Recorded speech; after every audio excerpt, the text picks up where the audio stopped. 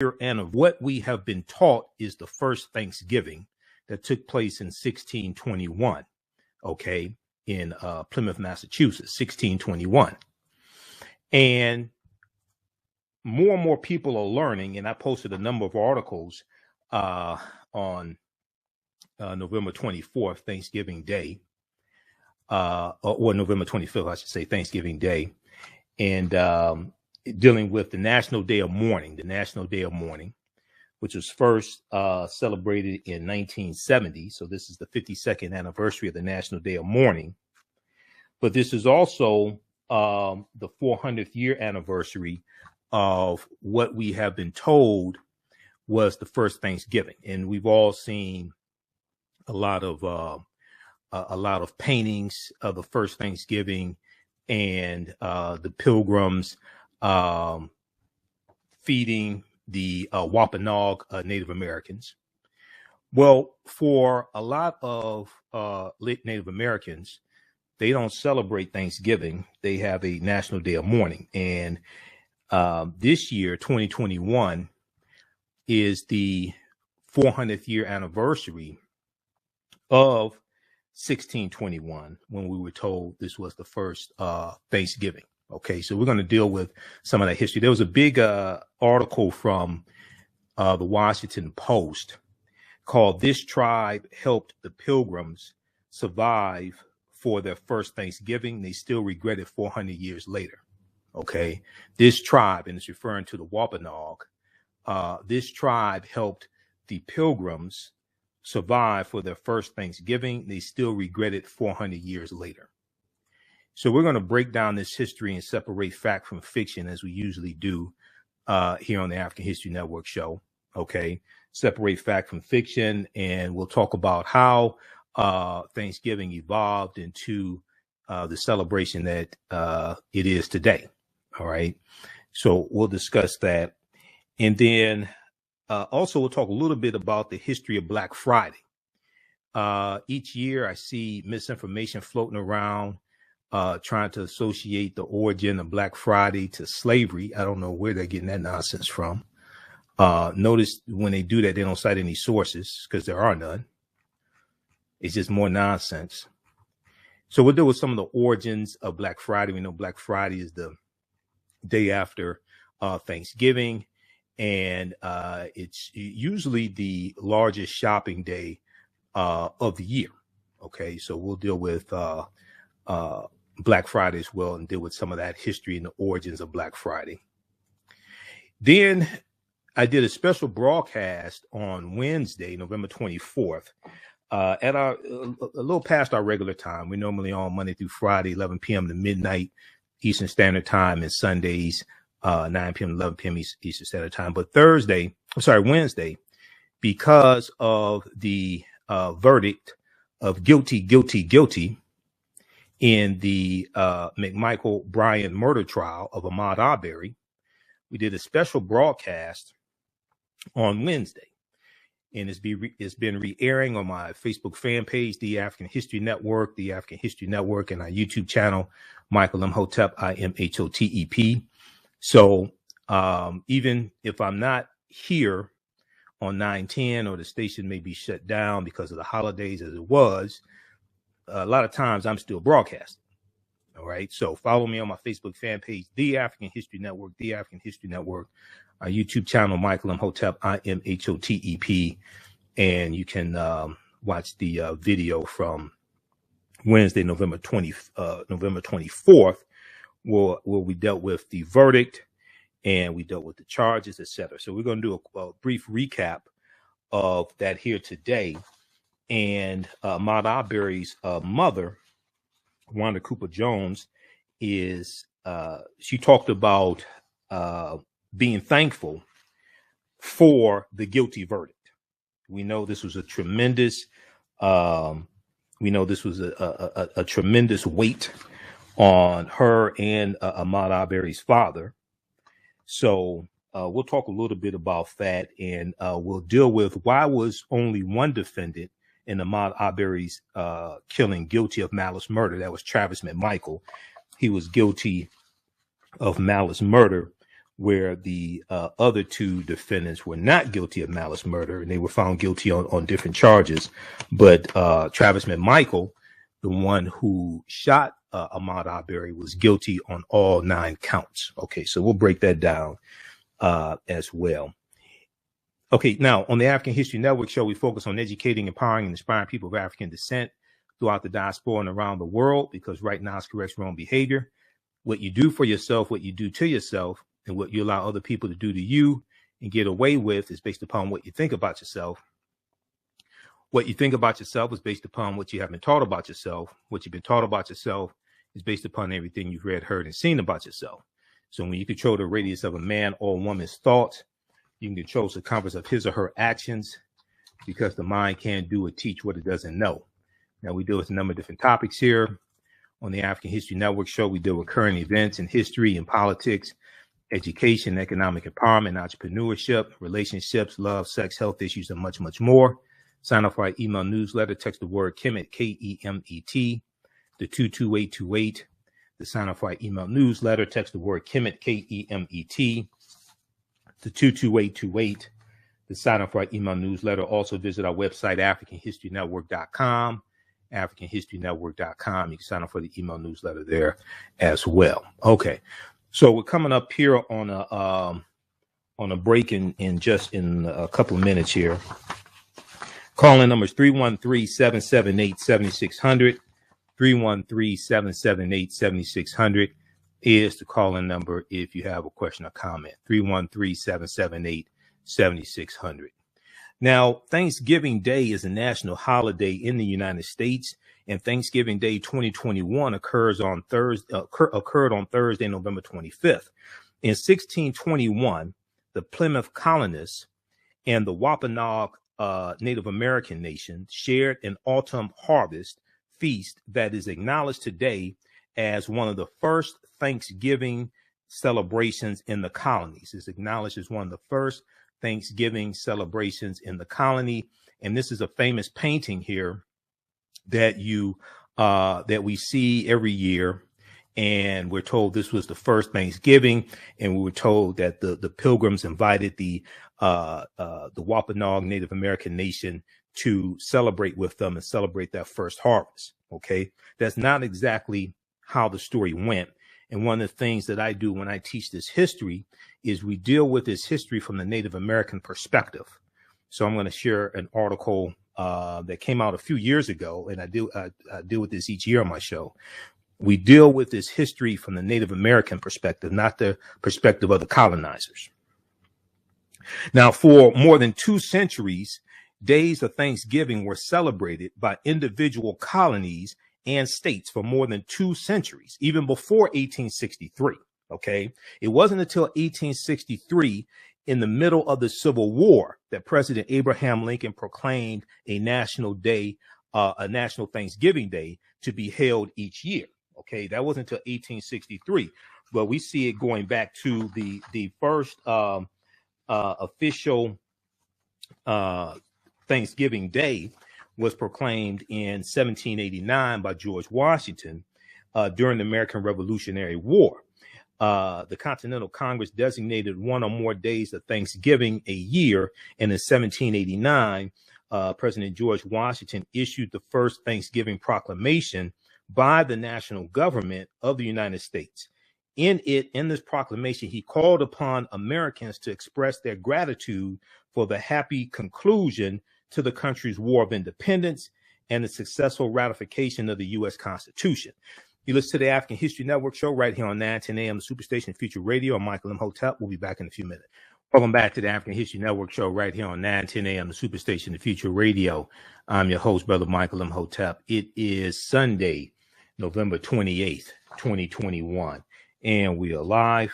Calling numbers 313-778-7600, 313-778-7600 is the call-in number if you have a question or comment. So right before the break, we started dealing with some of the real history and the origins of Thanksgiving, the National Day of Thanks, and we were talking about the Wampanoag Native American Nation, which is the Native American nation that the Pilgrims had a peace treaty with in 1621. So we're dealing with some of this history and separating fact from fiction. And we're going to deal with how what we've been told is the first Thanksgiving in this country in 1621. The way it's been told is not historically accurate. And we're going to deal with this history from the Native American perspective. Now, I encourage people to read this book here, African People and European Holidays and Mental Genocide, by Dr. Shakamusa Barashango. This is book number 1. And then you also have book number 2. Okay. Now, let me say this from the beginning. I know a lot of African Americans celebrate Thanksgiving. Okay, so I'm not attacking them for celebrating Thanksgiving. I totally understand wanting to be with family and being thankful and eating and things like this. But when we deal with, first of all, any of these European holidays that we participate in, we should at least know the history of what it is we're participating in to determine how we participate in the holiday. Number 1.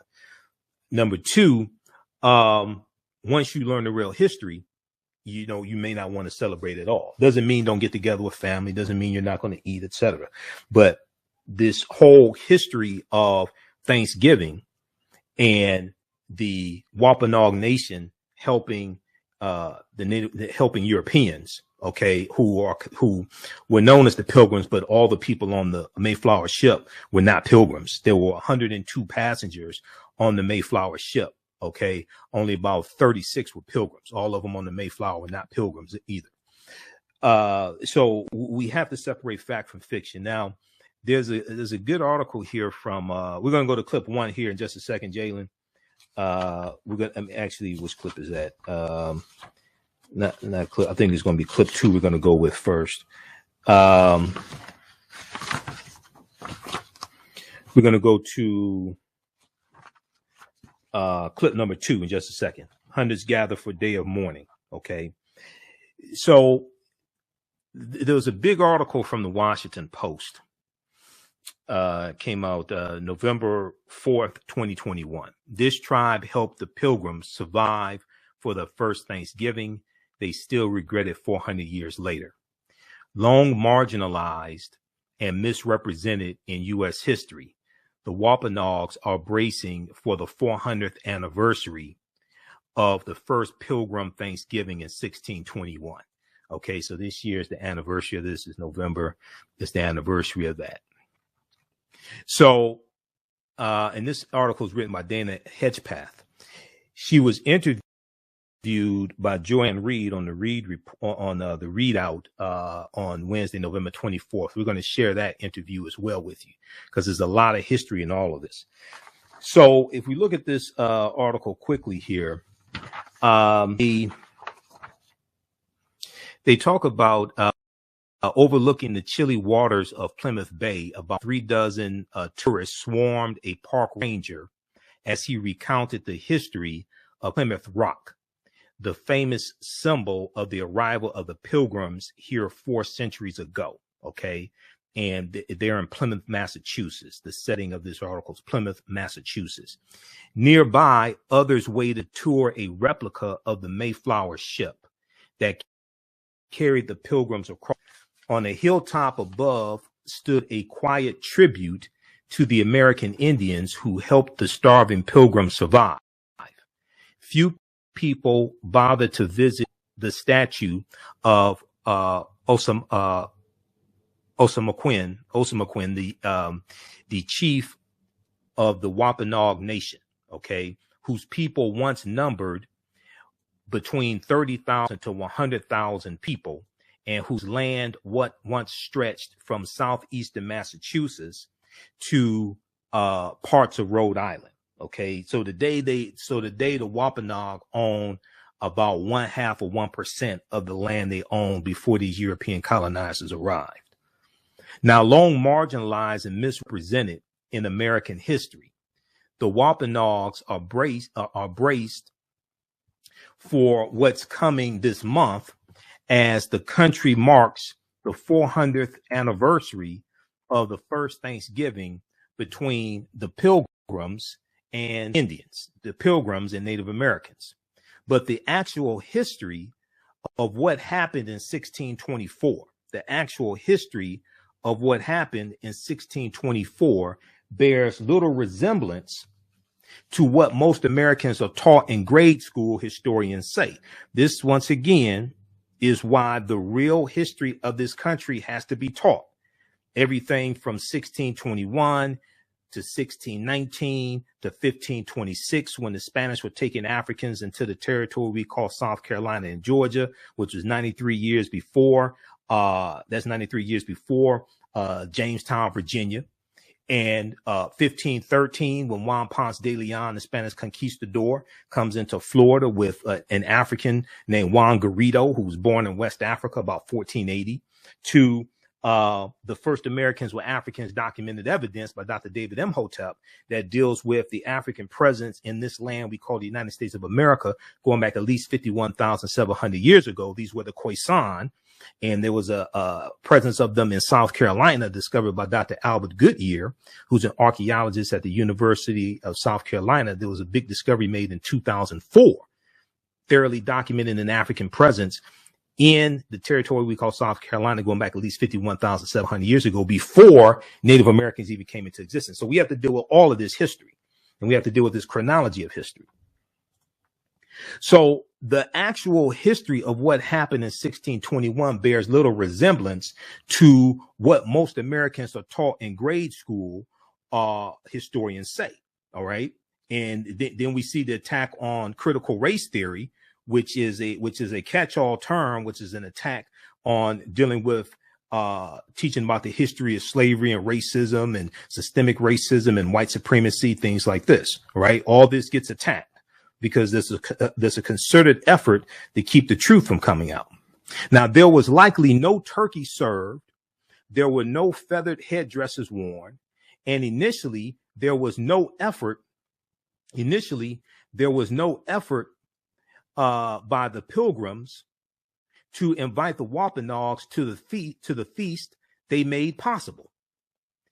Just as Native American activists have demanded the removal of Cristobal Colon, or Christopher Columbus, his anglicized name, Christopher Columbus statues, and pushed to transform Columbus Day into an acknowledgement of his brutality towards indigenous people, okay, as well as African people, because we know Columbus, first of all, as we've dealt with here on this show numerous times, because we separate fact from fiction, when we look at where Columbus went on his 4 voyages, and I teach about this in my classes on the weekend, understanding the transatlantic slave trade, what they didn't teach you in school.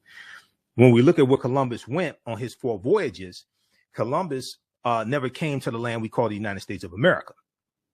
Okay, Christopher Columbus never came to the land we call the United States of America. You can go to history.com, which is the official website of the History Channel, or you can look at other sources and look at where Columbus goes on his 4 voyages. He goes into the Caribbean. He goes into Puerto Rico and Honduras and Panama. He's in the Bahamas that he calls San Salvador. He's in Hispaniola.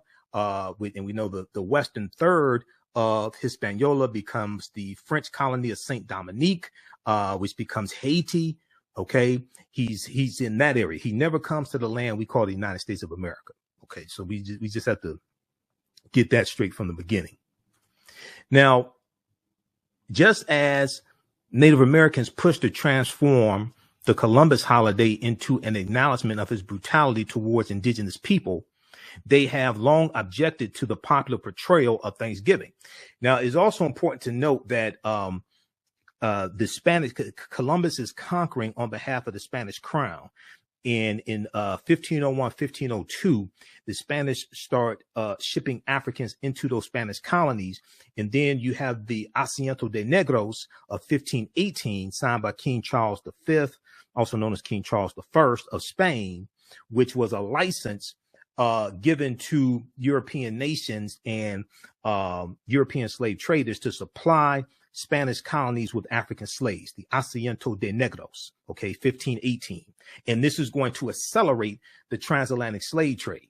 And the Asiento is going to come about after Right Reverend Bishop Bartholomew de las Casas appeals to the king to stop enslaving the Native Americans in the Spanish colonies because he said the Native Americans had suffered enough, and he suggested that the Spanish enslave African people entirely, solely African people. Stop enslaving the Native Americans. They suffered enough. We need to try to save their souls and totally enslave African people. Okay, this is Bartholomew de las Casas, who traveled on voyages with Columbus, and he kept a diary. His diary was made into a couple of books. I read his books back in college. He's later going to regret that decision, but the die was already cast. You set into motion the Spanish really helped to expand the transatlantic slave trade, especially with Columbus and his 4 voyages. Even though the Portuguese were the first ones involved in the transatlantic slave trade going back to 1441, when the Spanish get involved, is really going to expand. Now, and we know the Spanish come here in 1526. Well, 1513 with Juan Ponce de Leon, the Spanish conquistador, but 1526 trying to set up a colony that was today South Carolina and Georgia. Now, for the Wampanoag Native Americans and many other American Indians, the 4th Thursday in November is considered a National Day of Mourning, not a day of celebration. A National Day of Mourning, not a day of celebration. We're coming up on a break. When we come back from the break, we'll talk about the National Day of Mourning, and we'll talk about some of what happened at the National Day of Mourning on Thursday, November 25th, 2021. Listen to the African History Network show right here on 910 a.m. Superstation, The Future Radio. I'm Imhotep. We'll be back in a few minutes. Hotep, everybody. This is Michael Imhotep from the African History Network. Our Black Empowerment Friday weekend sale is on right now. We have a fantastic promotion for you. Get our bundle pack of 2 online history courses that I teach, as well as my 15 lecture downloadable bundle, African History Awakens the African Mind from Mental Death. These are both from me, Michael Imhotep. They're on sale right now for only $100. That's 76% off. My first online history class is Ancient Kemet, the Moors, and the Maafa, Understanding the Transatlantic Slave Trade, what they didn't teach you in school. Kemet is one of the original names for Egypt. We deal with thousands of years of history and what leads up to the transatlantic slave trade taking place. I do a PowerPoint presentation. We have book references, articles. There's about 100 articles that we cover in the class, over 200 slides that I put together as well. And there are also video clips, including excerpts of interviews I've done with some of our historians and scholars, as well as Runoko Rashidi, Professor James Small, Anthony Browder, Professor Kabahayawafa Kamene, and Dr. David Imhotep. In the second class that I teach, it's called Black Resistance Movements from the Haitian Revolution, the U.S. Civil War, Civil Rights Movement, and Black Power Movement, 1800 to 1968. And we dig in deep and look at history chronologically from 1800 to 1968 and look at what leads to the Civil War taking place.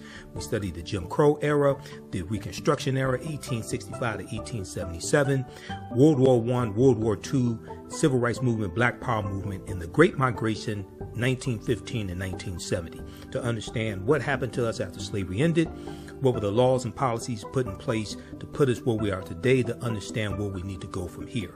I created both of these classes, created the curriculum, chose the content as well. This sale ends on Monday, November 27th, 2023. Visit our website, AfricanHistoryNetwork.com, AfricanHistoryNetwork.com. You'll see the promotion at the top of the page. As soon as you register, you can start watching the content.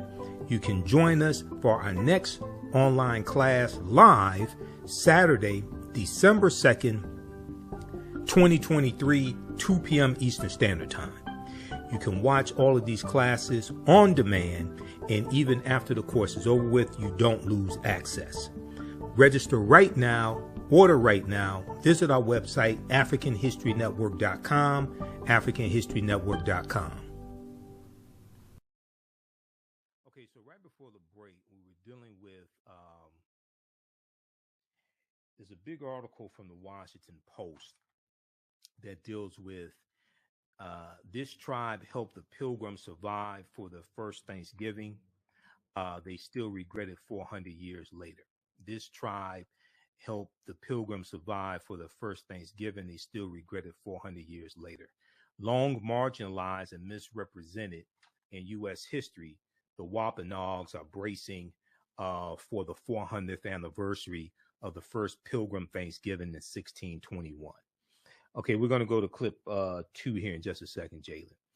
All right, so I pulled up this article here during the break. Now, this is from history.com. Now, this deals with the Asiento de Negros. Also, Britannica.com has some good information on this as well. The Asiento. And this is something that Dr. Malefikete Asante deals with as well. I've interviewed him twice. He's a friend of mine, chair of the Afro-American Studies Department at Temple University. Almost said Howard. That's my friend, Dr. Greg Carr, over at Howard University.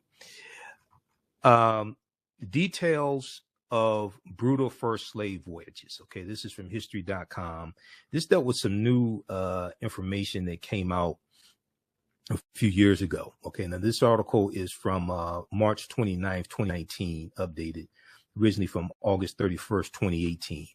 It talks about King Charles I of Spain, who signed an edict allowing slave ships to travel directly from Africa to the Americas. Human cargo on transatlantic voyages spiked nearly tenfold. And in August of 1518, King Charles I authorized Spain to ship enslaved people directly from Africa to the Americas. The edict marked a new phase in the transatlantic slave trade, in which the numbers of enslaved people brought directly to the Americas without going through a European port first rose dramatically. This is what Spain did. Okay. And now keep in mind, this is after the Spanish conquer the Moors, and the Moors lose control of their last stronghold, Granada, January 2nd, 1492. This deals with the Asiento de Negros. So read this and also research the Asiento. The transatlantic slave trade didn't start in 1518, but it did increase after King Charles I authorized direct Africa to Caribbean trips that year.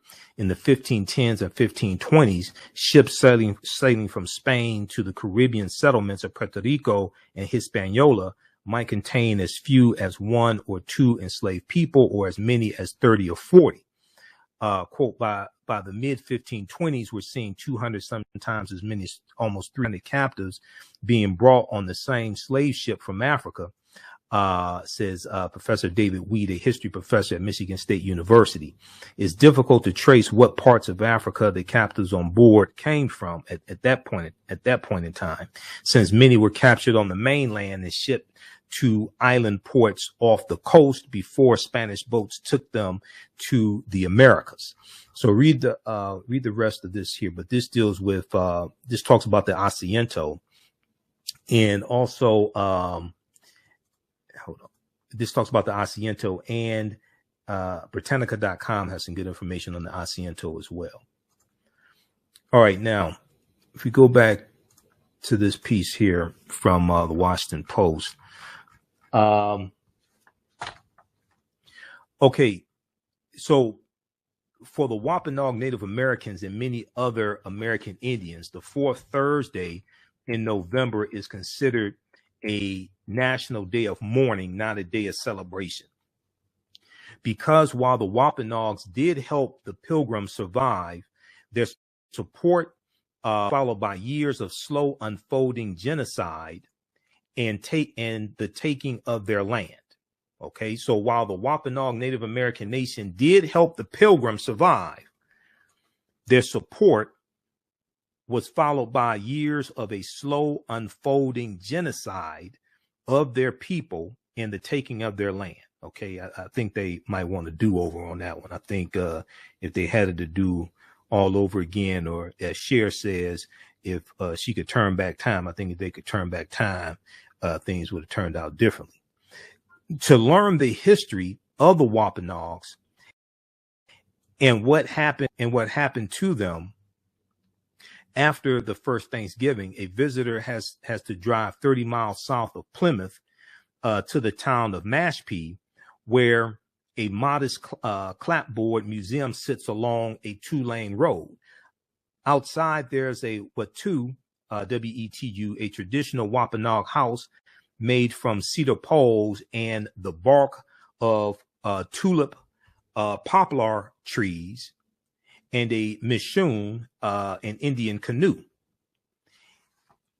Inside the 3-room house sits Mother Bear, a 71-year-old Mashpee Wampanoag woman, hand-stitching a deerskin hat.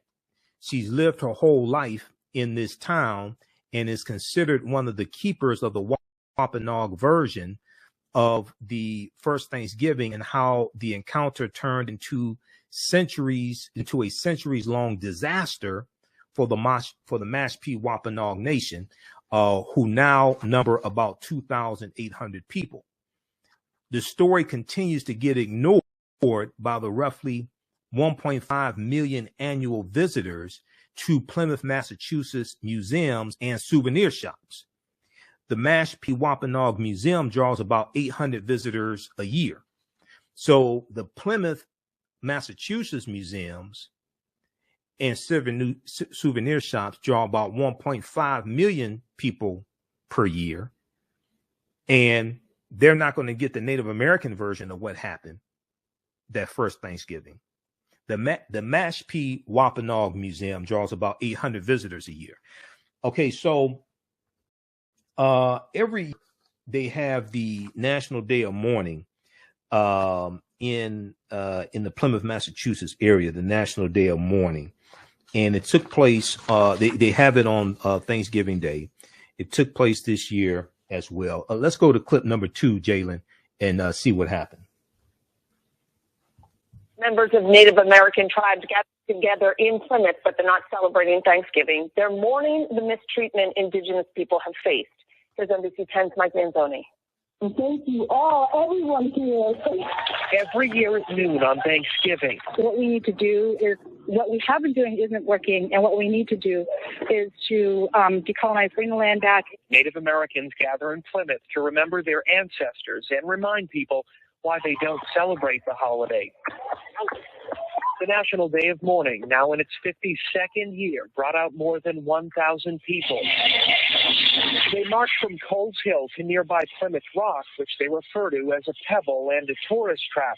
They say it's all part of an effort to push the myth that Native Americans welcomed European settlers seeking religious freedom and shared a meal with them. The Indians welcomed them with open arms and then conveniently faded into the background, and everyone lived happily ever after the end. But they say that story just isn't true. And they say it erases accounts of genocide and other acts of violence against Native Americans.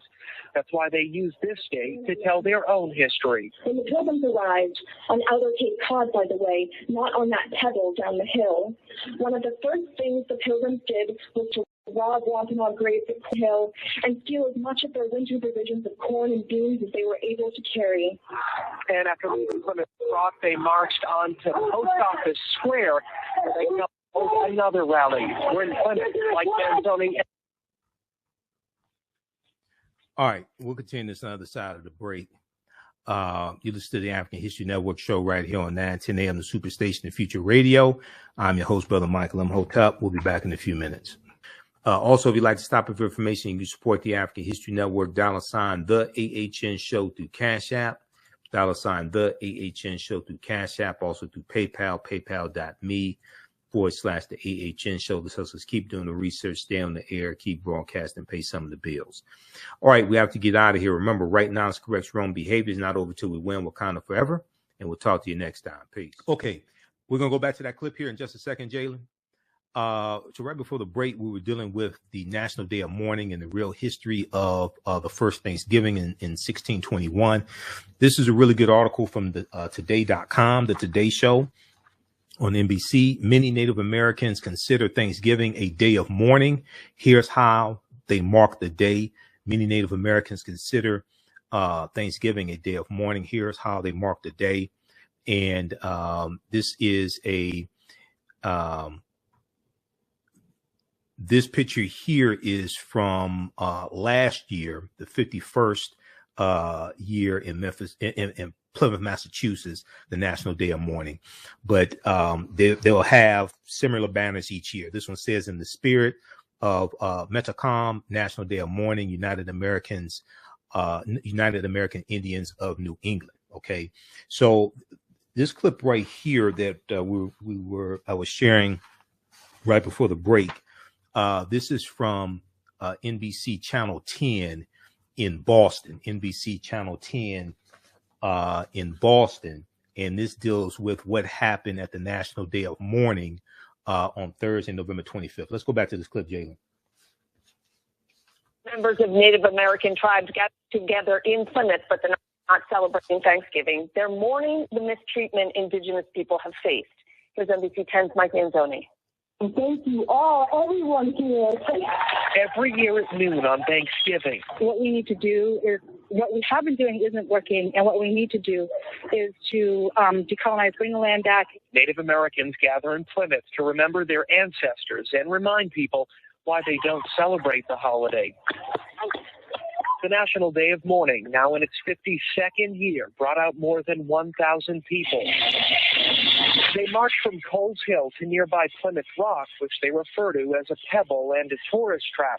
They say it's all part of an effort to push the myth that Native Americans welcomed European settlers seeking religious freedom and shared a meal with them. The Indians welcomed them with open arms and then conveniently faded into the background, and everyone lived happily ever after, the end. But they say that story just isn't true, and they say it erases accounts of genocide and other acts of violence against Native Americans. That's why they use this day to tell their own history. When the Pilgrims arrived on Outer Cape Cod, by the way, not on that pebble down the hill, one of the first things the Pilgrims did was to rob Wampanoag graves at Corn Hill and steal as much of their winter provisions of corn and beans as they were able to carry.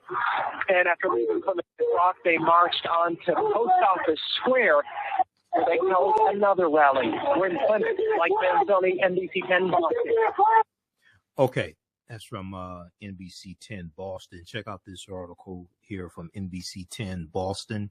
Hundreds gather for Day of Mourning in Plymouth. Hundreds gather for Day of Mourning in Plymouth. The National Day of Mourning, now on its 52nd year, drew more than 1,000 people. And let's go to this here. Okay, the National Day of Mourning, now in its 52nd year, started in 1970, drew more than 1,000 people. They marched from Coles, C-O-L-E', Coles Hill, to nearby Plymouth Rock, which they refer to as a pebble and a tourist trap. A pebble and a tourist trap. Okay, so check that out. Now, also, ABC Channel 5 in Boston. The ABC affiliate in Boston also ran a story on November 25th dealing with the National Day of Mourning as well. Let's go to clip number 3, Jalen. Like Columbus Day, many indigenous people do not want to get rid of Thanksgiving Day. In fact, they say many Thanksgiving Day traditions are perfectly fine. But they say what the holiday stands for needs to change. There were drums and dancing on the hill overlooking the Plymouth Rock Monument. Hundreds of people came together for what they call a National Day of Mourning. Currently, we are in a time of indigenous resurgence, with things happening on so many different fronts. After speeches and prayers, the group marched through the streets, led by the granddaughter of the man who founded this event in 1970. I wanted to deliver a message, basically, that we're still here. Keisha James says she doesn't object to people gathering, eating turkey, and giving thanks, but she doesn't want them to celebrate what she calls the Thanksgiving myth. That the Pilgrims and Wampanoag got along, and we simply know that that's not true. The Pilgrims came and pretty much immediately started killing the Wampanoag. Marchers also called for more attention to be paid to the cases of missing indigenous women and the return of all land colonized in the Americas. We're not saying give it back and get off. We're saying give it back so we can heal it, so that we can all come to some type of reconciliation. Organizers say they are encouraged to see people of many different backgrounds taking part this year, and said the Day of Mourning is a day to be proud, that after 400 years, they and their culture still exist. We are still here today, and I stand here in peace and in solidarity. Oh, that is all. Now, in years past, the marchers ended by burying Plymouth Rock. That did not happen this year. Police report no problem. Okay, that's from ABC Channel 5 in Boston also. All right. So read the article from the Washington Post. We're going to revisit that in just a minute here. And I did a number of posts dealing with this. We posted about it on our Facebook fan page, the African History Network, and also on my Instagram page. And it got a huge response.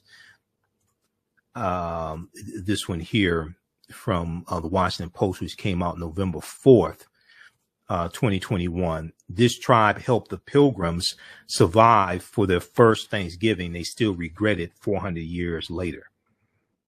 It's about the Wampanoag Nation. Okay, now if we look at this one here from in CNN, we're coming up on a break. On the other side of the break, Jayla, we're going to go to clip number 1. Okay, from Joanne Reed. National Day of Mourning turns Thanksgiving into something more honest. National Day of Mourning turns Thanksgiving into something more honest. Now, this is from November 25th, 2021 from CNN.com. And they give some background history towards the bottom of page 1 on the National Day of Mourning. Okay. Established in 1970, the National Day of Mourning turns the fourth Thursday of November into something more honest. Many indigenous people use the day not only to remember the suffering inflicted in the 1620s, but also to point out the struggles that indigenous people continue to face today in the form of, on top of so much else, violence against women and girls. They're also heavily afflicted by COVID-19, by coronavirus. Now, when we look at the origins of National Day of Mourning, we'll deal with this on the other side of the break. Listen to the African History Network show. I'm Michael Imhotep, right here on 910 AM Superstation, WFDF. We'll be back in a few minutes.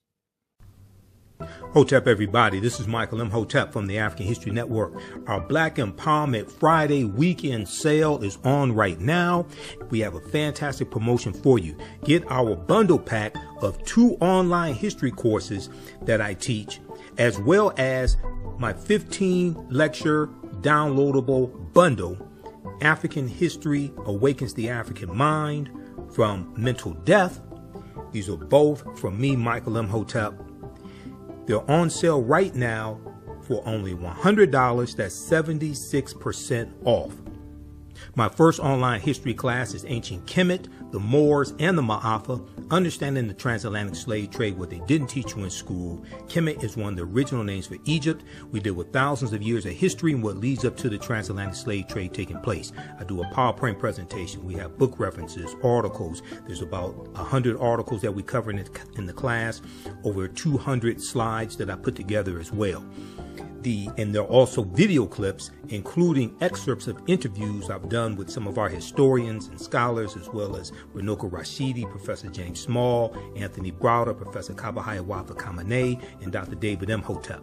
In the second class that I teach, it's called Black Resistance Movements from the Haitian Revolution, the U.S. Civil War, Civil Rights Movement, and Black Power Movement, 1800 to 1968. And we dig in deep and look at history chronologically from 1800 to 1968 and look at what leads to the Civil War taking place. We study the Jim Crow era, the Reconstruction era, 1865 to 1877, World War I, World War II, Civil Rights Movement, Black Power Movement, and the Great Migration, 1915 to 1970, to understand what happened to us after slavery ended, what were the laws and policies put in place to put us where we are today, to understand where we need to go from here. I created both of these classes, created the curriculum, chose the content as well. This sale ends on Monday, November 27th, 2023.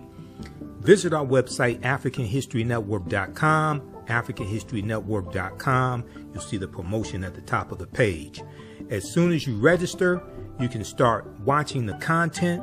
You can join us for our next online class live Saturday, December 2nd, 2023, 2 p.m. Eastern Standard Time. You can watch all of these classes on demand, and even after the course is over with, you don't lose access. Register right now order right now, visit our website, AfricanHistoryNetwork.com, AfricanHistoryNetwork.com. Welcome back to the African History Network show right here on 910 AM Superstation and Future Radio. I'm your host, Brother Michael Imhotep. It is Sunday, November 28th, 2021, and we are live. We're going to the phone lines in just a minute here. If you'd like this type of information, also, you can support the African History Network. $ the AHN show through Cash App, $ the AHN show through Cash App. Also through PayPal, paypal.me/the AHN show, paypal.me/the AHN show. We're here 6 days a week, so this helps us keep doing the research, stay on the air, keep broadcasting, etc. All right, let's go quickly here to the phone lines. Let's go to line one. Let's go to Leroy, line one. Leroy, thanks for holding. Tell us where you're calling from. Yeah, thanks for taking my call. You know, I heard this about the Indians and the Native Americans. And personally, you know, I'm a descendant of slavery. So, you know, I look at, you know, what happened during slavery, where was they in? And plus, not only that. You're a descendant of, Leroy. You're a descendant of slavery, or you descendant of former slaves? No, my family, we're the descendants of slavery. I wasn't born into slavery, but my great grandparents were. So weren't they free from slavery? Weren't they free from slavery? Weren't they freed from slavery? Well, no, they were free. Yeah, they were free from slavery. Okay, right. so you're descendant. You're descendant of former slaves. Right. Okay. And so, you know, and then when you look at Virginia, and you know, on the logo of Virginia, that's what they have, is the Indians on the logo of Virginia, the state of Virginia, Commonwealth of Virginia. And I understand what they said, but at least they didn't put crack and heroin and try to kill them off with that and rap music. But you know what, man? I noticed, and I tried to call in last week. After what happened to the people that assassinated Malcolm X or were accused of that, you notice nobody apologized to the Nation of Islam for blaming that on them, for blaming the assassination of Malcolm. Not one group, not one person come out and say, "Well, we apologize," because they blamed all that on Elijah Muhammad, and that was wrong. Yeah, some people did. Because all the evidence, even then, you know, the word on the streets was then that who paid for his trip to Miami and all of that, and that when he was going to give that speech the day he was assassinated, that you know, even then, you know, that he was going to tell what the deal was and what really happened and who was behind having him killed and all that. But it bothers me that, you know, when we look at the Indians and what happened to Malcolm and them, that nobody apologizes when it's wrong. When they get caught dead, and I mean, there's many YouTube videos, but the one YouTube video of the guy with the shotgun who actually fired the shotgun, right, walked out in the New York police with the shotgun hanging out his pocket, exposed, and the police just let him go. You know, now then, see, we didn't have YouTube back in the 60s, but the word of mouth would say, "Hey man, look here." And I'm gonna tell you something else.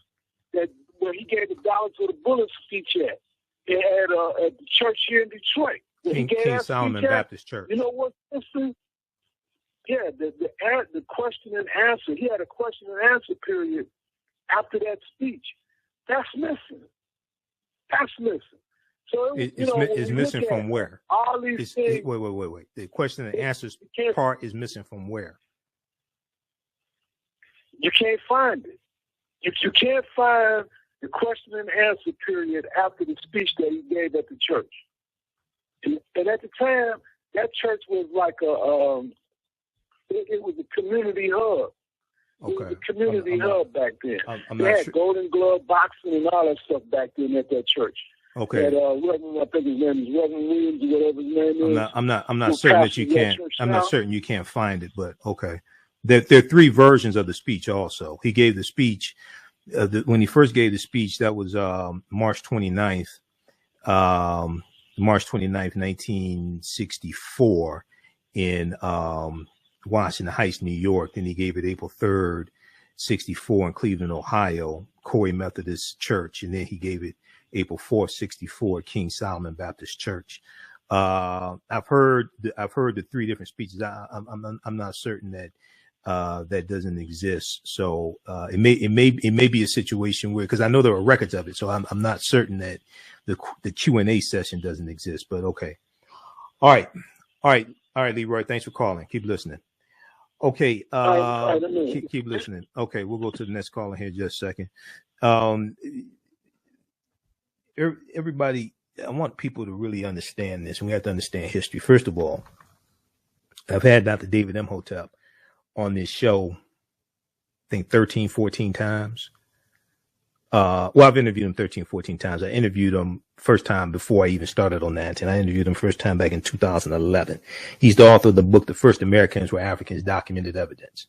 This is this is the book that came out in 2011. His new book, because I just interviewed him October 12th on Indigenous Peoples Day. His new book just came out about 2 months ago or so, because I interviewed him October 12th as well. So that's the last time I've interviewed him. All right.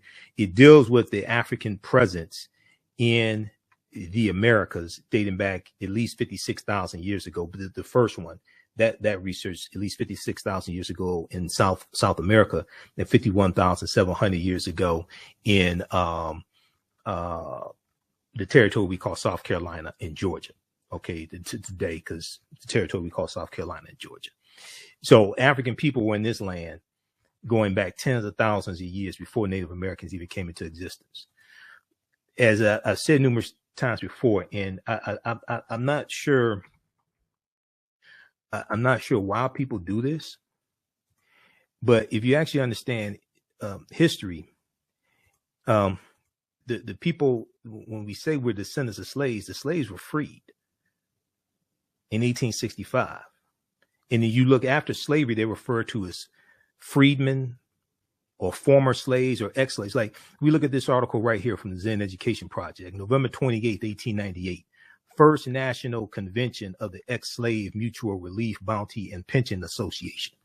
Okay, that meeting took place November 28th, 1898. Okay, 1898 is the same year that that Louisiana rewrote their state constitution to impose poll taxes and literacy tests and to suppress the African American vote, things like that. That was also in 1898. 1898 is also the year that you had Williams versus Mississippi, U.S. Supreme Court case to challenge the Mississippi State Constitution of 1890 that imposed literacy tests, and the U.S. Supreme Court ruled that what's known as the Mississippi Plan of 1890 did not violate the 15th Amendment to the U.S. Constitution, 15th Amendment of 1870. And those poll taxes and literacy tests, they were obstacles to African Americans voting. They were obstacles to the 15th Amendment, but U.S. Supreme Court upheld that in Williams versus Mississippi. But November 28, 1898, First National Convention of the Ex-Slave Mutual Relief, Bounty, and Pension Association. The first annual convention of the National Ex-Slave Mutual Relief, Bounty, and Pension Association was held in Nashville, Tennessee from November 28th to December 1st, 1898. The Ex-Slave Mutual Relief, Bounty, and Pension Association was founded with a dual mission to organize mutual aid for its members and to pass federal pension legislation that would compensate every formerly enslaved person. Okay, this is 1898. Now this is a picture of Callie House. Okay, Callie House, 1898. The convention elected Callie House, a formerly enslaved woman from Tennessee, to be assistant secretary of the association. Callie House became its leader for the next 20 years. Okay.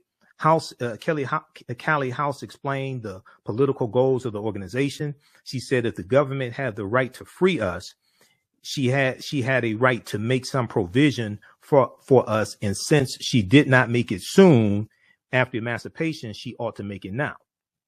Okay. So read this. There's also a book, My Face is Black is True. My Face is Black is True. Callie House and the Struggle for Ex-Slave Reparations by Mary Frances Berry. Now, when you go study this history, and you go study history during Reconstruction, U.S. Bureau of Refugees, Freedmen, and Abandoned Lands, Freedmen. Okay. When you go look at history and you go look at the writings after slavery ended, Reconstruction, and then going to the Jim Crow era, things like this, the former slaves then refer to themselves as slaves. They refer to themselves as ex-slaves, former slaves, freedmen, etc. So why do many of us who are some of their descendants, why do we keep trying to put them back into a status that they were freed from? Why do they were freed from slavery? If you go look at the writings, you go look at the history after 1865, you look at the history of Reconstruction, you look at the organizations that they're forming. Why we keep trying to put them back into a status that they were freed from? Is it possible because we've been taught to have a slave mentality? So we keep trying to put them back into the status that they were freed from? They were referred to as freedmen, former slaves, ex-slaves. Why we keep trying to put them back into slavery? All right. We got another caller, Jalen? No, sir. All right. Okay. 313-778-7600 is the call-in number. If you have a question or comment, 313-778-7600 is the call-in number. If you have a question or comment. Okay. We're going to go to clip number 1, Jalen. Now, this article here that we've been talking about from the Washington Post, this tribe helped the Pilgrims survive for their first Thanksgiving. They still regret it 400 years later. Long marginalized and misrepresented in U.S. history, the Wampanoags are bracing for the 400th anniversary for the first Pilgrim Thanksgiving in 1621. Okay. Now, this was written by Dana Hedgepath. All right. Dana Hedgepath was interviewed by Joanne Reed on Wednesday, November 24th, and they talked about the National Day of Mourning. And Joy also spoke with the chairman of the Mashpee Wampanoag tribe as well, Brian Whedon, and they talked about Thanksgiving as a day of mourning for the indigenous community. Let's go to clip number 1, Jalen.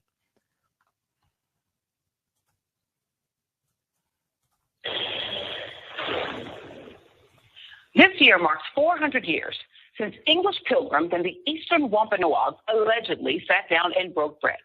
The meeting, now known as Thanksgiving, is an annual holiday celebrated by many Americans, but not all. Flip open any children's book about that day, and you'll read about the hard-scrabble pilgrims who landed on mostly uninhabited land, and thanks to Native Americans festooned in feathers, they survived and celebrated that feat around wild turkey and corn. Except that's not how it happened. As the Washington Post recently noted, the Wampanoag, a name that means the people of the first light, had lived on these lands as far back as 10,000 years, far longer than any American. By the time they had met the Pilgrims, their community had already been devastated by an epidemic brought to their shores by previous English settlers. So in 1620, when they watched Mayflower strangers invade their land, they thought they would try things differently. And by the spring of 1621, they made contact. In the fall of that year, the Pilgrims, who struggled through a harsh winter and learned how to plant beans and squash thanks to the Wampanoag, celebrated the success of their first harvest. They didn't think to invite the people who helped save their lives. In fact, you didn't know that because they don't tell you that part in the textbooks. In fact, the Wampanoag showed up later, only after the Pilgrims fired off their muskets. Naturally, the Wampanoag heard the gunfire and thought war was afoot. Realizing that wasn't the case, they wound up sitting down with the people who would become their colonizers. For many indigenous people, Thanksgiving is not a day to be celebrated, but rather a day to be mourned. Because while we gorge ourselves on turkey and stuffing, for Native people, that day represents the start of hundreds of years of genocide, colonization, disease, and forced indoctrination of children stolen from their parents and forced to abandon their language and their culture in government-run boarding schools. With me now is Dana Hedgepath, Washington Post reporter. All right, we're going to change this to the other side of the break. You listen to the African History Network show right here on 910 AM Superstation. I'm Michael Imhotep. Calling number is 313-778-7600. 313-778-7600. We'll be back in a few minutes. Welcome back to the African History Network show right here on 910 AM Superstation Future Radio. I'm your host, Brother Michael Imhotep. It is Sunday, November 28th, 2021. And we're dealing with some of the history, the real history of Thanksgiving and the National Day of Mourning. We're talking about this big article from the Washington Post from November 4th. And I posted it on our Facebook fan page, the African History Network, and our YouTube channel, Michael Imhotep, on Thanksgiving Day. And a number of people were posting, D.L. Hughley and Joanne Reed and many others were posting versions of the story and memes of this article. This tribe helped the Pilgrims survive for their first Thanksgiving. They still regret it 400 years later. This is about the Wampanoag Nation of Native Americans. Now, this article is written by Dana Hedgepeth, who's a writer for the Washington Post, okay? And she's a Washington Post reporter. Joanne Reed on the readout on MSNBC on Wednesday, November 24th, spoke with Dana Hedgepeth and Brian Whedon. Brian Whedon is chairman of the Mashpee Wampanoag tribe, Mashpee Wampanoag Nation.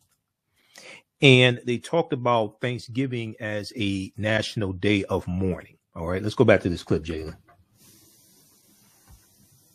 Their language and their culture in government-run boarding schools. With me now is Dana Hedgepeth, Washington Post reporter and member of the Halawa Saponi tribe of North Carolina, and Brian Whedon, chairman of the Mashpee Wampanoag tribe. Thank you both for being here. Really appreciate you. I want to start with you, Dana. Thank you so much for being here this afternoon. And why did you write that piece? What prompted you to do it? There have been a lot of attempts, I think, over the years to sort of reimagine and sort of rediscover what Thanksgiving ought to be. What prompted you to write this piece? You know, it came about from a conversation with a very good editor at the Washington Post, Linda Robinson, and we were chatting. She said, "How do you celebrate Thanksgiving? I'm Native American. I'm from the Saponi tribe in North Carolina." And I sort of chuckled and said, we don't celebrate the same way you do. Thanksgiving doesn't mean to Native Americans what it does to many others in the country. And so that got us thinking, what's the best way to tell that story? And the 400th anniversary brought about a great opportunity to do that. I was very fortunate to meet Chairman Whedon through introductions and to really listen to their side of the story that, as you said, is so often not shared. Yeah. And, Chief Whedon, I think it's an excellent point because I think there is an American tick of sort of looking at the arrival of Europeans here as just a triumph, right? A triumph of will, a triumph of the Mayflower and the Nina and the Pinta and the Santa Maria, and sort of whitewash the fact that there were people here. And then to take those people and just make them, well, those were their friends, and they gave them corn, and then everybody did Thanksgiving. And to wipe out really what was a really tragic history, including for the Wampanoag, of, encountering European settlers, getting wiped out by disease, maybe smallpox or whatever germs they were carrying, and then encountering them again, and then being colonized. How do the Wampanoag look at Thanksgiving, and what would you be doing on that day? I think first and foremost, it's important to understand that the Wampanoag people have always been welcoming. One of the reasons why we didn't wipe out the English was because they brought their women and children. We never brought our women and children to fight into battle, so we thought that they had come in peace. It's kind of, ignorant bliss on our side, I guess, and we were, more welcoming and, taught them how to grow their corn and their crops and to stay here. We've always been welcoming people, and we still are welcoming people. It hasn't really worked to our advantage over the past 400 years. We're now witnessing another pandemic here in the nation with COVID. So all the diseases that come through, we're still having diseases in these provinces still today. I would say that, Thanksgiving is a day of mourning. The fact that our tribe only owns half of 1% of our ancestral territory, and 400 years later, we're still waiting for our fair share from the federal government and the Commonwealth, I think is pretty unacceptable.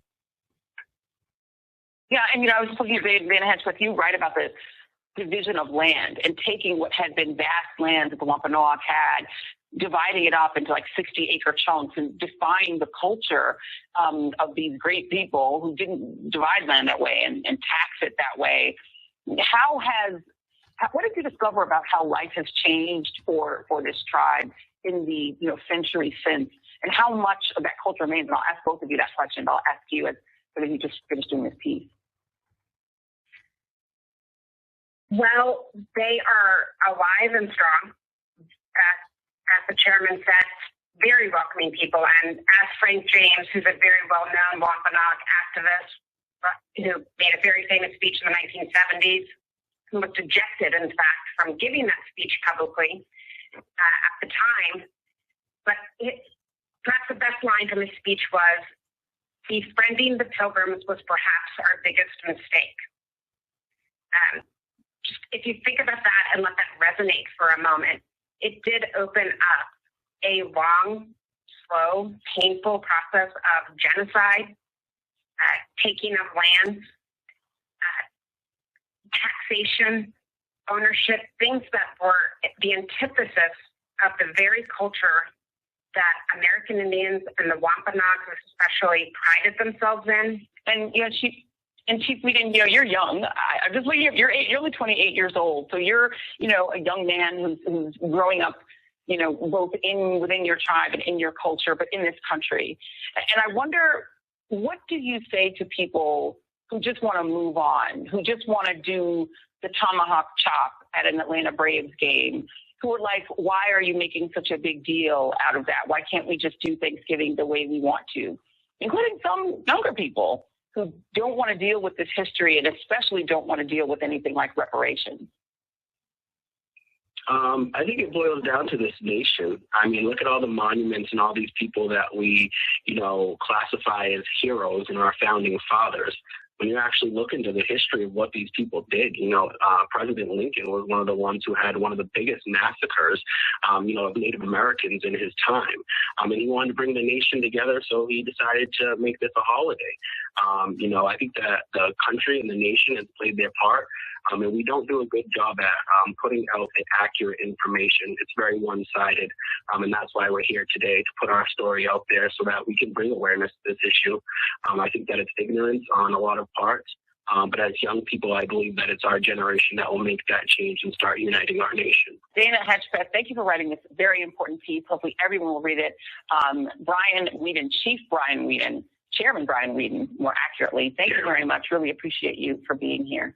Thank you very much, Dorothy.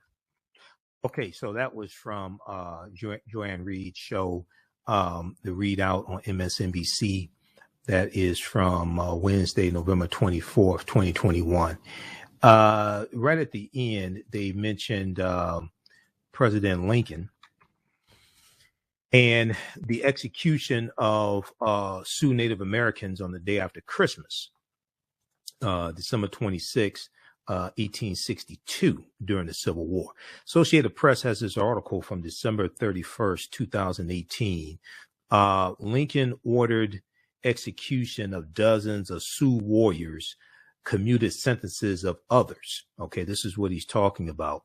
So if we look quickly at this, and we're coming up here on the break, we'll go back to the phone lines on the other side of the break. So the claim is on social media posts circulating recently stated, quote, on this day, December 26, 1862, 38 Native Americans are executed in the U.S.'s largest mass hanging. The execution was ordered by Abraham Lincoln, President Abraham Lincoln, during the Civil War, which is 1861, 1865. So this is true. And there's numerous sources on this, numerous information you can research on this. 38 Native Americans were hanged on December 26, 1862, as ordered by he was then President Abraham Lincoln. They say former President Abraham Lincoln, but he was president at the time. Abraham Lincoln, after the 1862 Dakota War, which was also known as the Sioux Uprising of 1862. The sentences of 265 others were commuted. Okay, so here's what happened. A military commission sentenced 303 Sioux Native American fighters to be executed after deadly fights white settlers and soldiers had with Indians, Native Americans angry about the loss of their homeland and lack of access to food. Harold Holzer, Holzer, author of several books on Abraham Lincoln, told the Associated Press in a telephone interview that Lincoln reviewed, quote, every one of these capital cases, end quote. Now, according to reporting by the Associated Press, the original trials were a farce, some taking as little as 5 minutes. In addition, the Native Americans were denied counsel, denied attorneys, and did not understand what was being said. After the review, President Abraham Lincoln decided there was evidence that 39 Sioux Indians were guilty of murder or rape during the uprising and ordered their execution. The remaining 264 sentences were commuted. In addition, one of those sentenced to be executed received a reprieve before the December 26, 1862 hanging of 38 Sioux warriors. Lincoln went against the advice of fellow Republicans in Minnesota, who warned that showing mercy would, quote, carry a large political cost. Showing mercy would, quote, carry a large political cost, and that, quote, lessons needed to be taught, end quote, according to Holzer. All right. You listen to the African History Network show right here on 910 AM Superstation, the Future Radio. I'm Michael Imhotep. We'll be back in a few minutes.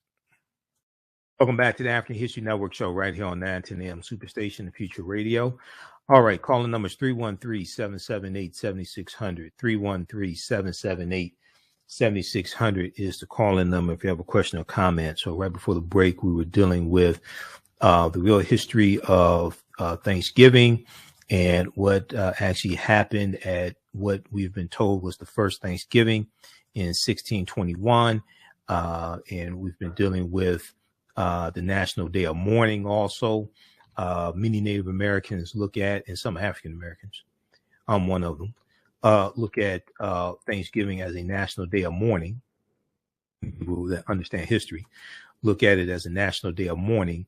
And we talked about the National Day of Mourning that took place in Plymouth, Massachusetts on Thursday, November 25th also. Okay. We're going to go back to this other article from CNN in just a minute. And then there's an article that I share each year from Indian Country Today, that deals with what really happened at the first Thanksgiving. We'll look at that briefly. And this article came out originally, I think it was like 2011, 2012. So I usually talk about this each year. There's more information now dealing with the real history behind the first Thanksgiving and how what we've been told was the first Thanksgiving is inaccurate. There's more information now than there was like in 2011, 2012. Okay. Let's go back to the phone lines. Let's go to Jatan. Jatan, welcome to the African History Network show. Tell us where you're calling from. Thanks for holding.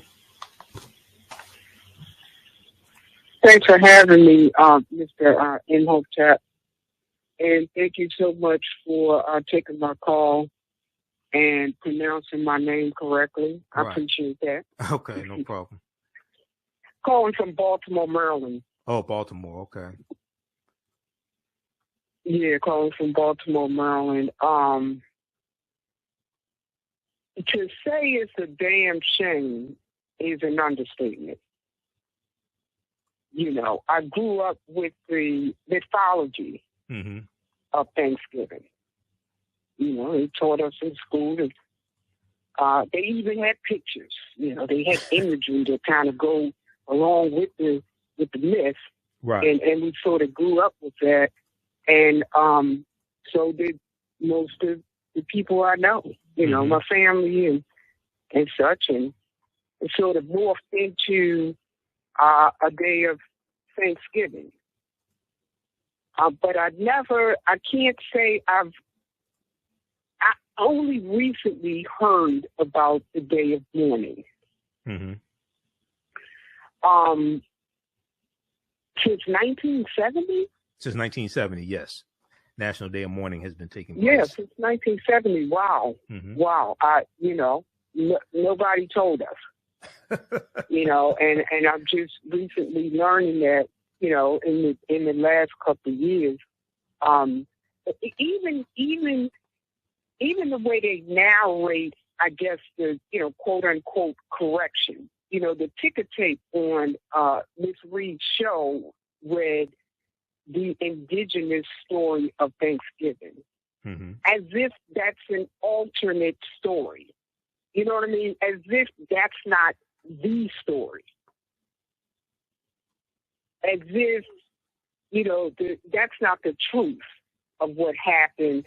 This happens to be their version of what happened. And, like I said, to say it's a damn shame is an understatement. My question to you, though, is, okay, now I know, now what? How do I introduce this to, family members and people that I know, people that I encounter? Like Miss Reed stated, people don't want to hear that. They don't even want to hear about their own ancestors. They don't want to hear that.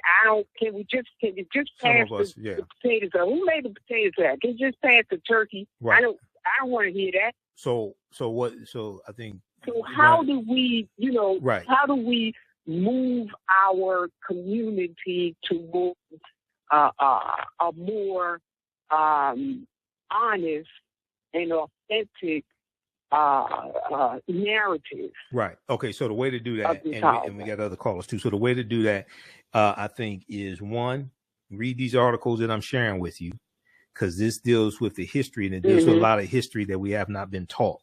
And it ties into Native American history. There's a really good one from Washington Post. There's another one I'm about to share that I usually share each year. And this deals with what really happened at the first Thanksgiving, the Wampanoag side of the tale. But a lot of what happened, there's similarities between the history of African people and also Native Americans as well.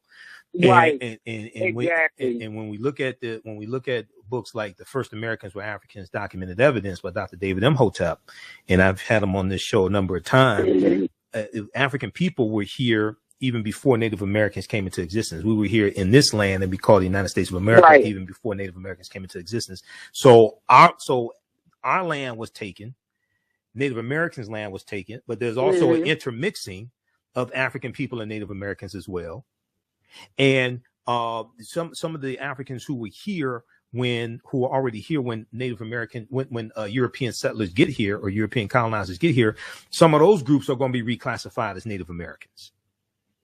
Okay, so if you don't understand that history, you won't know what happened to those populations and deal with name changes. Okay, and then also you're going to have you're going to have some Native Americans who were enslaved by the English and taken into England. Okay, that history also happens as well. Oh, wow. So, and one of them was Squanto, because Squanto was the one who, Squanto was a Native American who showed the Pilgrims how to fish and how to grow corn and things like this. But he was a Native American who was captured in this land in the Massachusetts area by the English, taken into England, and he's going to be able to get away and come back to his people here, and he learns English. Okay, Squanto learns English. Right. So you're gonna have these things that happen. Also, I encourage people to read African People and European Holidays and Mental Genocide by Dr. Shakamusa Barashango. Right. Book 1 and book 2, because in book 1, the first thing he starts talking about is historical roots of what he calls Misgiving Day. And he talks about the Emoja Karamu, which is the Unity Feast, and for African people to replace Thanksgiving with the Unity Feast. And so, like I said, I'm not against us coming together with family and things like this on Thanksgiving Day, because a lot of people are off that day. And, these are family members you may not have seen all year. And yes, we're going to eat things like this, but that's different than this whole concept of Thanksgiving, etc. And yes, we're going to be thankful when we come together. I'm not against us being thankful for what we have and we're still alive and things like that. I'm not against that either.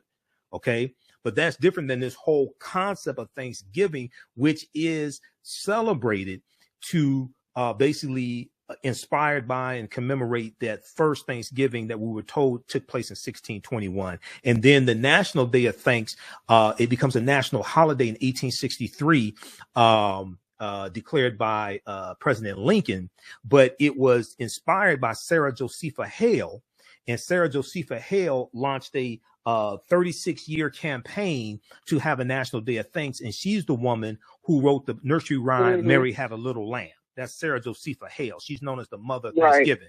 We're going to come to that in just a minute. Okay, Jatan, keep listening, all right? Thanks for calling. Keep listening. I sure will. All right. Thank you. Okay. We have Theo on the line, Jalen. We have Theo Broughton from Hood Research. Yes, you do. Okay. You do. All right, Theo, how you doing? I'm doing fine. Two things.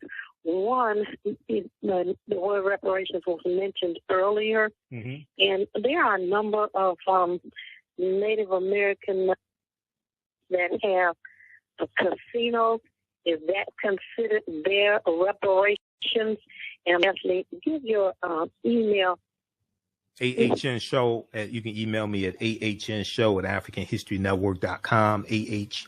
AHNShow@AfricanHistoryNetwork.com. You can also email me at TheAHNShow@AfricanHistoryNetwork at gmail.com. TheAHNShow@gmail.com. You can email me there.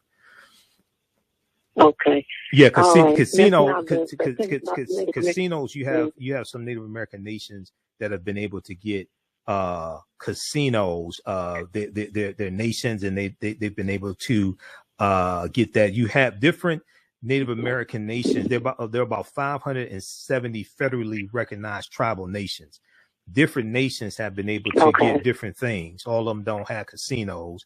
And also it's important to understand that the U.S. government has violated over 370 peace treaties as well with Native American nations also. Okay. So you have some of them that have been able to get casinos, and some of them been able to get some type of land and cash payments. All of them don't have that.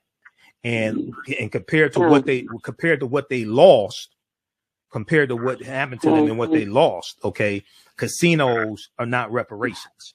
All right. Now it was some type of they may have been able to get some type of compensation or something like that, but compared to actually what they lost, okay, that's not that. Now now the other part of it is, you're going to have some Native American nations that own African slaves. I've dealt with that numerous times: the Choctaw, Chickasaw, Creek, Cherokee, and Seminole Indians. But still, even when you look at that, they own about 1% of the slaves in the country. Okay. And then after slavery ends, you're going to have the Black Freedmen Indian treaties of 1866. And some of our ancestors who were enslaved by them or in those territories, like in Oklahoma, they're going to get land. They're going to get cash payments. They become members of these Native American nations. And you're going to have an effort to push many of those Africans out of the Native American nations, like in 1941, when the U.S. government conspired with what are known as the 5 civilized tribes of Native Americans to redefine what a Native American is. And they stated you have to have 1/4, 1 quantum Native American blood. Okay. Now, but at the same time, even some of those 5 civilized tribes of Native Americans, even some of them are, in bad shape. And there's been a fight to the Cherokee stripped the Black freedmen around 2011 or so of their membership status, and they had to go to court and sue. Those descendants of the Black freedmen sued to get their full status restored. But all the Native American nations then own African slaves as well. Okay. All right. We're coming up on a break. We'll hold you over for a few more minutes, Theo. Let you quickly respond. You listen to the African History Network show right here on 910 AM Superstation Future Radio. I'm Michael Imhotep. We'll be back in a few minutes. Welcome back to the African History Network show right here on 910 AM Superstation Future Radio. I'm your host, Brother Michael Imhotep. We're going quickly back to Theo Broughton for her closing statements here, because we got to move on. We're almost out of time here. Go ahead, Theo. Is your show on after mine, Theo? Is your show on next? Do we have Theo on the line? Testing 1 2 3. Testing 1 2 3. Theo was there. Maybe she was on mute. Okay, take your phone off mute, Theo. Okay. Okay. Get Theo straight, Jalen, and just let me know when we have her straight. We'll bring her back on for just a minute. Everybody, check out this article here from IndianCountryToday.com. IndianCountryToday.com. This is one of my favorite articles dealing with this history. Okay, and this article originally came out like about 2011, 2012. What really happened at the first Thanksgiving? The Wampanoag side of the tale. What really happened the first Thanksgiving, the Wampanoag side of the tale. Today, there are a lot more articles dealing with like the real history of Thanksgiving. This was one of the first ones. All right. And I usually do it this one each year. So very quickly, now this was updated September 13, 2018, originally November 23rd, 2017. But this was out even before then. Okay. From IndianCountryToday.com. This is written by Gail Curry, Tonsing. All right. Now, very quickly here. They asked the question, so what really happened at the first Thanksgiving? They talk about how the way we've been told the story happened is not really what happened. Okay, so the Wampanoag Native American nation made a treaty with the people on the Mayflower, with the Europeans on the Mayflower. We made a treaty. The leader of our nation at the time, Yellow Feather Massasoit, made a treaty with John Carver, the first governor of the colony there in Plymouth, Massachusetts. They had their charter. They were still under the jurisdiction of the King of England. And at least that's what they told us. So they could not make a treaty for a boatload of people. So they made a treaty between two nations, England, the nation of England, and the Wampanoag nation, because they had to make a treaty. Because when you study this history, those Europeans stayed on the Mayflower. They stayed on the ship during the winter. They had to make a treaty before they could come out onto the land. All right. And they made a treaty with the Wampanoag nation whose land they were on. What did the treaty say? The treaty basically said we would let them be there and we would protect them against any enemies and they would protect us from ours. Okay, so it was a situation. You watch our back, we'll watch yours. The 2011 Native American $1 coin commemorates the 1621 treaty, between the Wampanoag nation and the Pilgrims of the Plymouth colony. It was basically I'll watch your back, you watch mine agreement. Later on, we collaborated on jurisdictions and creating a system that we could live together. Okay. Now, what's the Mashpee version of the 1621 meal? You've probably heard the story of how Squanto assisted in their planting of the corn. So this was the first successful harvest, and they were celebrating the harvest and planning. They were celebrating the harvest and planning a day of their own Thanksgiving, and it's kind of like what some of the Arab nations do, celebrate by shooting guns in the air. So this is what was going on over at, all right, Plymouth, Massachusetts. They were shooting guns and cannons, celebrating as a celebration. They were shooting guns and cannons as a celebration. So the Native Americans, the Wampanoag, hear the shooting and they think it's a war going on. Okay, so Massasoit, the chief, gathered up 90 of his warriors and they showed up at the Plymouth colony prepared to engage because of the treaty that they had entered into with the Plymouth colonists. So they didn't know what was going on. It was a fact-finding mission. Okay, they weren't invited. They didn't know what was going on. It was a fact-finding mission. When they arrived, when the Native Americans arrived, it was explained to them through a translator that they were celebrating the harvest. So we decided to stay and make sure that that was true, because we had seen in other landings, like Captain John Smith in 1607, in the Virginia colony, even the Vikings had been here. Okay, even the Vikings had been here, and we know in North America, John Caboto, Giovanni Caboto, John Cabot of 1497 goes into Canada, in the eastern portion of Canada. Okay, another European explorer or colonizer. So we wanted to make sure, so we decided to camp nearby for days. Now, during those few days, the men went out to hunt and gather food, deer, ducks, geese, and fish. There are 90 men here, and at the time, I think there are only 23 survivors of the Mayflower. So you can imagine the fear. You have armed natives who are camping nearby. They, the colonists, were always vulnerable to the new land, new creatures, even the trees. There were no such trees in England at the time.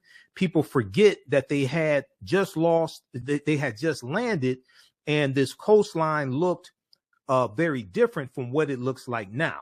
And their culture,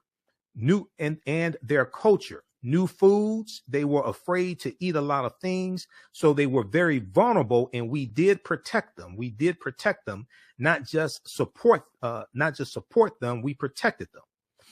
You can see throughout their journals that they were always nervous, and unfortunately, when they were nervous, they were very aggressive. They were always nervous, and unfortunately, when they were nervous, they were very aggressive. Okay, so the Pilgrims did not invite the Wampanoag Native Americans to sit down and eat turkey and drink some beer and things like this. That's folklore. Okay, it is just myth once again to try to distort the genocide that's going to come after that. Read this article here. It's one of my favorite articles dealing with this history. What really happened at the first Thanksgiving, the Wampanoag side of the tale, the Wampanoag side of the tale. And oftentimes we want to hear the history told by the colonizers, by the winners, okay, as opposed to by those who were the victims. All right. So read this. This is at IndianCountryToday.com. All right. Now is okay, I guess we lost Theo. Is Theo's show after mine, Jalen? Okay. Theo Broughton's show is on Sundays, 11 p.m. to 1 a.m. right here on 910 a.m. Superstation WFDF. Okay. If you like this type of information, you can register for the online courses that I teach on Saturdays and Sundays, from the Civil War to the Civil Rights Movement and Black Power, 1865 to 1968, and understanding the transatlantic slave trade, what they didn't teach you in school. We have a huge discount. It's like 73% off. You can get registered for both classes right now on sale for $70. It's right at our website, AfricanHistoryNetwork.com. They're regularly $230 for both courses. We do the sessions live. All the sessions are archived and recorded. You can go back and watch them anytime, even after the class is over with. We just posted the link here. Register for that. As soon as you register, you can start watching. And we'll be back tomorrow. Also, you can support us, $, the AHN Show through Cash App, $, the AHN Show through Cash App, and through PayPal, paypal.me/the AHN Show. Remember, those watching on Facebook and YouTube, keep watching. We'll keep going for a few more minutes. Right now, it's correct wrong behavior. It's not over till we win. Wakanda forever. We'll talk to you tomorrow. Peace. All right, stand by, everybody. Stand by. Okay, we're going to take a quick commercial break, and we'll be right back. Stand by. HistoryNetwork.com, AHN Show at AfricanHistoryNetwork.com. That commercial for the Kwanzaa Shop.com. I'm the one that designed that commercial. I put that whole commercial together. So if you like that, email us at AHNShow at AfricanHistoryNetwork.com. Our current promotion is buy 1 month, get 2 months free. We have 2 or 3 more slots left. There's a couple more commercials I have to do. All right. So right before the break, and we posted the information here so you can register for my online courses as well. We have the information at our website, AfricanHistoryNetwork.com. You can email me about it as well. We just posted the links here. We have them discounted here, special promotion. That's going on right now for 1 or 2 more days. Okay, somebody asked a question about the $5 Indians. That deals with the Dawes Allotment Act of 1887. Okay, this is something I teach about in my online classes as well. The Dawes Allotment Act of 1887, named after Senator Henry L. Dawes, D-A-W-E-S, Senator Henry L. Dawes of Massachusetts, and it was supposed to reallocate about 138 million acres of land between Native Americans and Black Indians. Okay, the Dawes Allotment Act, and 2/3 of that land went to white people. A lot of white people learned that. So the Dawes Allotment Act was like a kind of like a census, and you had to get the names and locations of Native Americans to you put them on the list in the rolls in the books, and so you know who to allocate land to. And white people found out about this land giveaway, so they paid $5 to have their names added to the list. Now, you had to anglicize your name to be added to the Dawes roll. You had to anglicize your name. So this allowed a lot of white people to pay $5 to have their names added so they can get some of this land. It was sponsored by Senator Henry L. Dawes. It was sponsored in several sessions of Congress by Senator Henry L. Dawes of Massachusetts, and finally enacted in February 1887. Under its terms, the president determined. Under its terms, the president.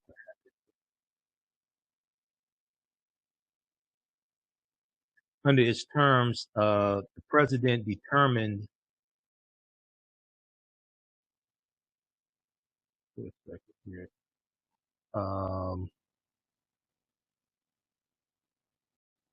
Okay, the president determined the suitability of the recipient and issued the grants, usually by a formula of 160 acres to each head of household and 80 acres to each unmarried adult, with the stipulation that no grantee could alienate his land for 25 years.